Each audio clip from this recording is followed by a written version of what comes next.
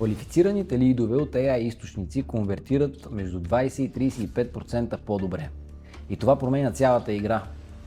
Според данни от SEMrush, AI оптимизираното съдържание може да донесе до 70% по-висока възвръщаемост в сравнение с традиционното SEO съдържание. Вече не говорим само за повече трафик. Говорим за по-качествени посетители, с по-силно намерение за покупка и по-голям шанс да направят запитване. Но има и още нещо много важно.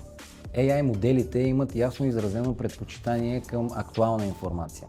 Ако една страница не е била обновявана повече от 18 месеца, шансът AI да я цитира е на практика нулев. Само да смениш датата обаче не е достатъчно. Ето какво можеш да направиш веднага. Извади 10 страници, които конвертират най-добре от сайта. Тези, които носят най-много запитвания или генерират най-много продажби. Направи един прост календар за тях. Google Sheet всъщност върши добра работа, за да редактираш на всеки 3 месеца тяхното съдържание. Може да променяш статистики, ако има поместени в тях, да сменяш често задаваните въпроси, а най-добре да ги допълваш. Важно е също да допълваш винаги с актуална информация. Това ще върне твоя сайт в AI цикълът. Ако имаш въпроси свързани с AI оптимизацията, свържи се с нас и с радост ще поговорим.